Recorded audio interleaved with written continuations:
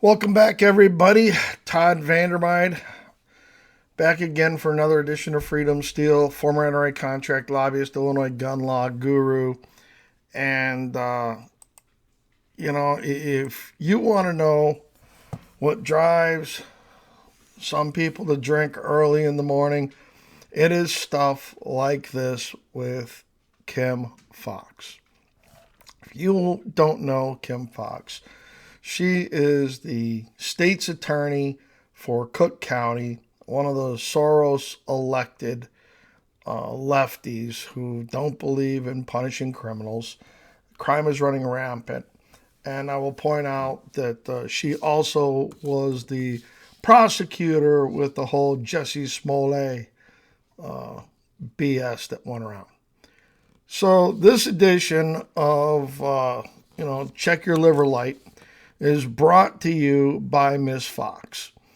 And this has to do that tail end of the week. You have a case in Cook County called Viramontes v. Cook County, which was a challenge to the semi-auto ban that Cook County had passed years ago. And it was a new challenge that was brought, and it was filed back in 21.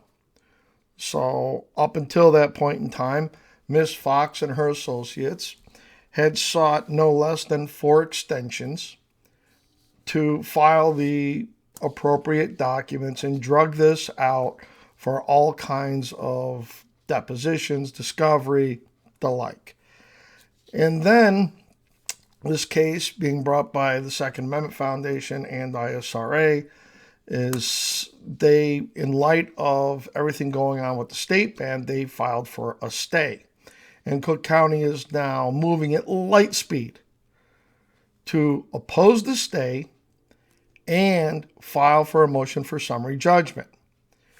And in here, they have filed their motion for summary judgment. They have filed a memorandum of law and then a memorandum on what they consider to be undisputed facts. And this is one of those cases where stuff is just coming at us so fast. I could be putting out 3-4 videos a day with the stupid stuff that they keep tossing at us. So let's get into this one. I'm not going to go through the whole 56 pages they filed in this memorandum of law. I'm going to focus on just one section of it. So beginning around page 14, they say that assault weapons deploy more force than is necessary and therefore their use falls outside of the legal parameters of self-defense under Illinois law. Yep, you heard that correctly. If you use an AR-15 to defend yourself, your family, your loved ones, Kim Foxx's office is arguing there's no way you can justify that. There is absolutely no way that because of the old, and they are bootstrapping in these dangerous and unusual arguments and the velocity of bullets and all the stuff we're seeing bandied about in other cases is being brought in here. And so let me quote their brief for you. Illinois case law does not readily accept a claim of self-defense when the defendant provokes the incident. True. If you provoke the incident, you can't make a justified claim of self-defense. You or uses greater force than necessary to ward off the imminent danger. So that's where they're hanging their hat. That by you picking up an AR, it is somehow an egregious amount. It is an excessive use of force. And so they go into the rules of self-defense, that force has been threatened against his or her person. 2, that the individual asserting self-defense was not the aggressor. 3, that the danger of harm was imminent. 4, that the force threatened was unlawful. 5, that the individual actually believed that a danger existed, that the use of force was necessary to avert the danger, and that the kind and amount of force actually used was necessary. Emphasis from them.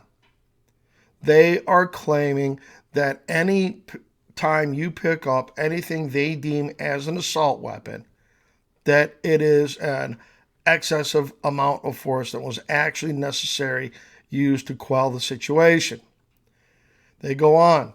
Given the performance capacity of the regulated assault weapons, plaintiffs here cannot make a showing that the kind and amount of force discharged by an assault weapon would qualify as self-defense under Illinois law. C. Morgan, 1999. And citing Jeffries, a case from 1995. Haven't looked at those cases. I'll get back around to them. If a person responds with such excessive force that he or she is no longer acting in self-defense but in retaliation, that person may no longer claim self-defense. And they go on, a comparison of performance capacity of a semi-automatic handgun to an assault weapon regulated by the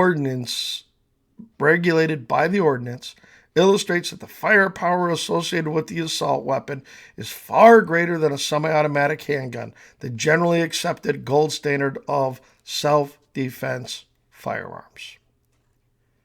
They then go into a bunch of trauma and ballistic information about, just how devastating. It's almost more of the Colonel Tucker stuff. More and more of that's coming out. They next go into the residents of Cook County are concentrated at a population density of 5,583 people per square mile in the city of Chicago, the largest metropolitan area in Cook County.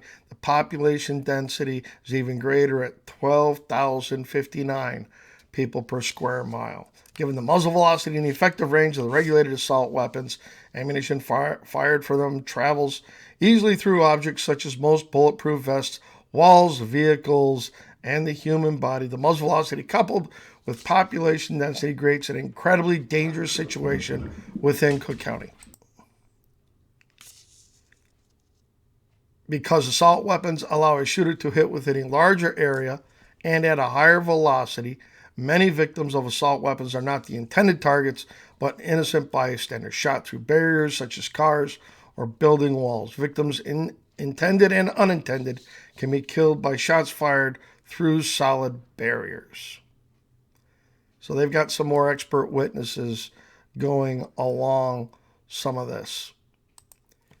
And they're really putting, reduced to a fine point. Firing a weapon that has the capacity to pierce body armor at 500 yards within densely populated Cook County is excessive force and not self-defense.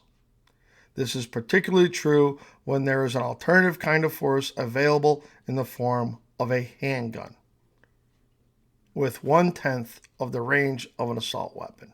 So there you have it.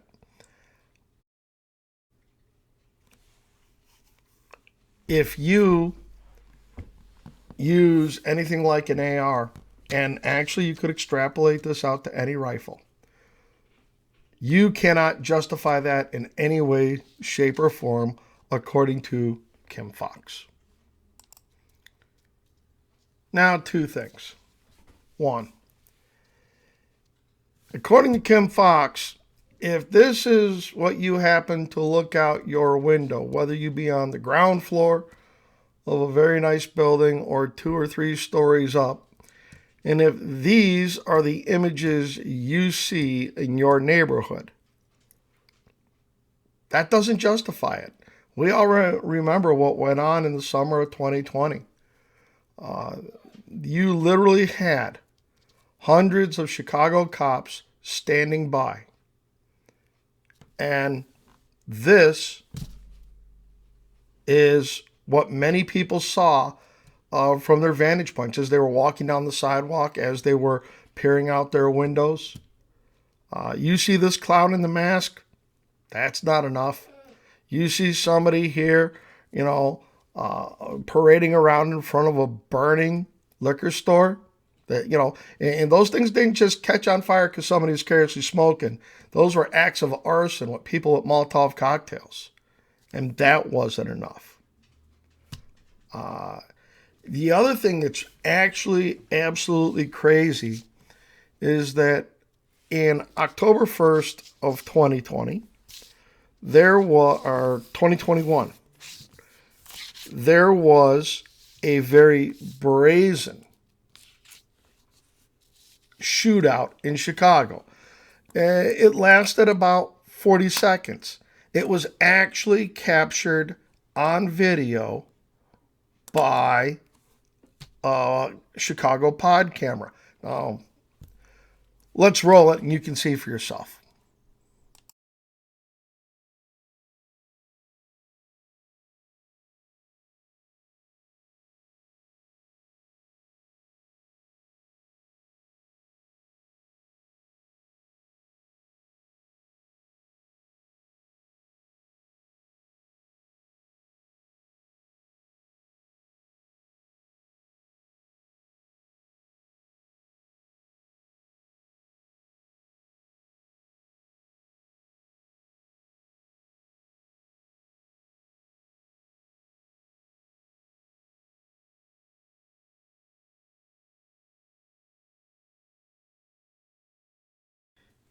So cops are Johnny on the spot here.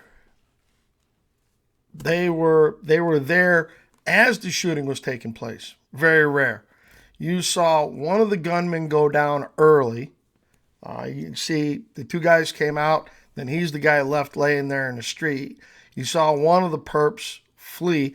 Now Kim Foxx declined to prosecute these people. She sat there and called it mutual combat.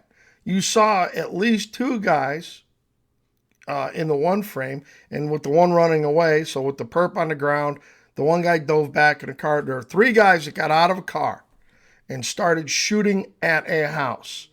And she called that mutual combat. And because of that,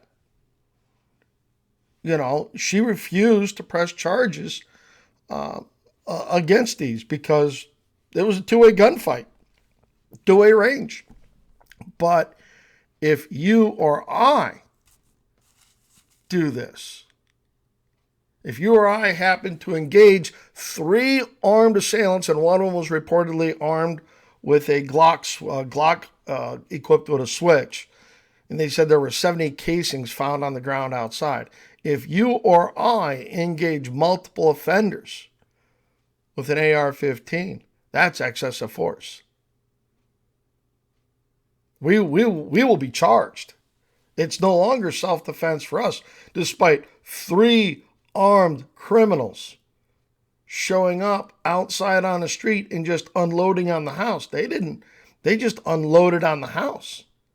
They didn't even get to the point of breaking in a violent and tumultuous manner under Illinois law. Oh no.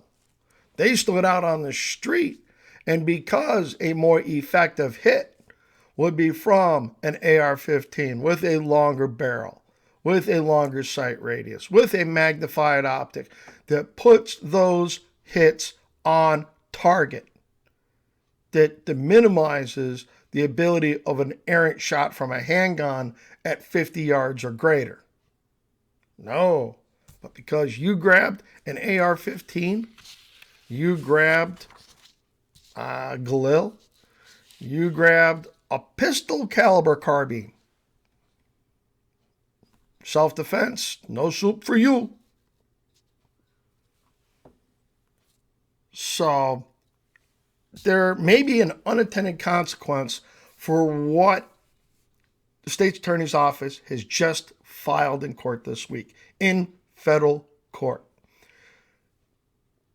You'll notice here are some pictures of CPD with what they call patrol rifles. Ours are called assault rifles. Theirs are called patrol rifles. And here's a couple of pics, all right? But now, if Kim Foxx is openly filing in court that the use of any of these firearms cannot be justified because of the population density, because of anything else, has she now just put the knife in the back of all the cops who go out there and carry a patrol rifle? has she just given the anti-cop, defund the police movement something to hang their hat on. That this is even the argument of the Cook County State's Attorney's Office, that there is no room for a modern patrol rifle in any squad car in Cook County. I have more training than the majority of cops in Cook County. I spend more time with a rifle in my hands, putting rounds down range, in practice, in classes, and in competition than 96% of the officers in Cook County. And now, Kim Foxx, let's go back to her words. Let me flip back over to her brief. Discharging a firearm and endangering third party not only removes the ability to claim self-defense, but gives rise to the separate criminal charge under Illinois law. So cops, if you thought you were outgunned before because of Glock switches and whatever the criminals are getting their hands on, Kim Foxx wants to put you at a bigger disadvantage. Think about that. As always, guys, please like, subscribe, share, copy and paste the links around to your favorite social media site. There's a bunch of them, I guess, are calling me the Gun Santa over on another platform and all that, but we'll take all of it. We'll take all of it. And as always, guys, you wonder why the collection of Jack is behind me? It's because of stuff like this. Frag out.